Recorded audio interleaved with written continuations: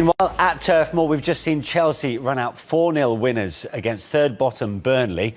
It was a much improved second-half performance from your former side, Andy. Yeah, much improved. They were labouring first half, but then as soon as Reece James chops back onto his right foot and fires that one into the far corner, you can see him here with lots of space to receive the ball. Eventually they work it out to him. He does very well here. Dwight McNeil doesn't do enough in front of him, really. Goes one way, then the other. Hits that hard, and once that happened, Owen, it was pretty much plain sailing. He's class. Reece James is class, honestly. I mean, if he and Chilwell would have been fit all season, who knows? We'll probably be still in that title race. But Kai Havertz, he's the one as the centre forward. Now you think about all the money spent on Lukaku and Werner. He's the guy Thomas Tuchel goes to. Yeah. And the link-up play, I think he does from there is fantastic. Pulisic does great. Lovely ball at the back post. Physically, he's so strong, and that's a great header. Seconds later, Havertz got himself a second. Rather unusual finish, this one. Yeah, it was, because, again, good work from Reece James. And he doesn't see it, I don't think, until it goes past Collins, and then it hits his standing foot and just dribbles over the line. Doesn't matter how it goes in. No. He'll be just delighted that it's ended up getting in. But they got this overload down the right side again, and he sort of stumbles that, but it's good enough. I suppose, to Sean Dyche's frustration, Chelsea's fourth will go down as an error initially from a Burnley perspective. Yeah, and it's one you don't normally see from Tarkowski. But look how easy it is for them to keep the ball. Burnley is so deep. They've not give up, but they're resigned to what's going to happen there. And he's just in a bad position, Tarkowski. If he's a couple of yards deeper, he faces it and he just clears it. But Chelsea were poor first half. They were exceptional in the second half. Soon as they got the first goal, Burnley looked heavy-legged, didn't they? Their defensive work, it's kind of typified by that one from James Tarkowski in the end, but they looked like they were static defending. And Chelsea, once they started to move it about a bit quicker, were far too good. It was always going to be tough for Burnley, but considering that's their fifth game in 15 days, you could start to tell towards the end when they were flagging. Yeah. OK, let's go around the grounds. 4 other games to bring up. And make life difficult. So it took us a while in second half. I mean, maybe it just took a goal. Reece had the chance in the first half to open the game, and maybe it would have been the same, but it was not. They defended, and then the belief is on, and the crowd believes. And with the first goal, it was decisive, because we kept on going, gave us the belief, and we played more fluid, attacked more fluid, switched side better, and then it was a very strong half with an excellent result. Was that your key message at half-time, to try and get the attack a bit more fluid? Because it was yeah, and they had to step up. All 3 attackers had to step up. It was not enough. We did not ask enough questions to the defense, and we had a bit. We struggled a little bit to be intelligent in the spaces, when to be in the spaces, when to attack with a run, when to stay in the half space, and this was better in second half. It was a calm half time. It's just a reminder, and to do things better and with a bit more with a bit more passion in the opponent's box. You mentioned our defending before the game and what we'd need to do for the unique challenge that Burnley posed. We did that pretty well, didn't we? Trevor and Thiago and Tony kept Weghorst pretty quiet. Yeah. The back 3 was strong today, and Saul on a new position for him. He suffered for the team, and the 2-6 were very hard working to close the spaces for the second balls. It's what you need to do. We had one difficult moment where Edu did a little mistake here in the box, so we were lucky there. And okay, then it can always happen that you suffer 2-3 set pieces, 2-3 corners in a row. That makes you feel maybe worse than it actually is. But they are dangerous, and it needs a lot of courage and a lot of mentality to defend the crosses and the set pieces, and what we did. Great to have Reece back from the start for the first time in 2022, and then his goal kind of illustrated just what he gives us. Brilliant. Yeah, it's brilliant. It's brilliant. There's so much quality, and that we lacked. I mean, it just shows you in the last 3 games what we missed for 10 weeks, almost 10 weeks. And it's the same on the left side. The wingbacks are crucial, and we miss our top wingbacks, Reece and Ben, for too long. And this can change any game. It can change a whole streak of results, because Reece is so decisive, and he came back with 3 very strong performances: Liverpool, Luton, and today.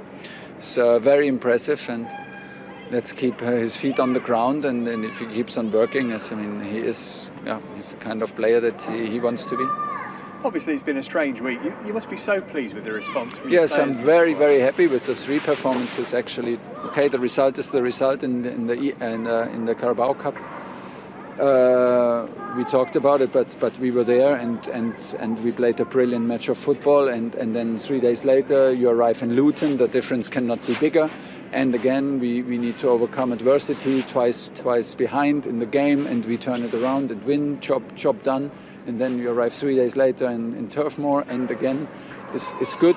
It shows the character, and that's why I'm very proud. Shows the character. We are focused. We know what to do, and we're in a good. Since we come back from Abu Dhabi, it gets also in training and in the games better and better and better.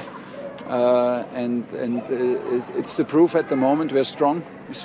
We play strong as a team, and we're getting back where we want to be. It's nice, and I'm proud because show a lot of character at the moment. And finally, what we've done today is not only get a convincing win, but put down a marker for everybody around us for the rest of the weekend, because that's the benefit of playing before the teams around you in the table, isn't it? It puts the pressure on. Didn't think about it too much, but now that we won it is like this, and we want to do it. I mean, we do it for ourselves, and the rest play for themselves. But still, it's good to have a win where things are clear and where you can have a good result, score a lot of goals, and control the match like this. It gives us a boost, and now we have to keep on going. Well done, thanks for your time. Lên tiếng thừa nhận, ông biết được đội bóng của mình đang phải chịu một vài lời chỉ trích. Điều đó khiến toàn đội hoang mang, mất tập trung trong bối cảnh trận chung kết đang tới gần và cả phần còn lại của mùa giải khi Chelsea đặt mục tiêu vô địch Champions League và kết thúc Premier League trong top 3. Như một động thái để cứu vãn tình hình, rạng sáng ngày Chủ nhật, trang chủ của Chelsea đã đăng tải lại bài phát biểu của Roman về việc từ chức chủ tịch của Chelsea, trao lại quyền quản lý cho một quỹ từ thiện của câu lạc bộ. Họ là những người tốt nhất có thể chăm sóc cho lợi ích của đội bóng, của cầu thủ và của người hâm mộ vào thời điểm này. Abramovich kết lại dòng thông báo ngắn gọn về quyết định của mình. Vạn sự dài quá thật. Dài quá, và tôi nghe một đoạn mà tôi vẫn chưa thấy cái điều tôi cần nghe nó ở đâu. Đó thế nào? Lộ diện tỷ phú mua lại Chelsea.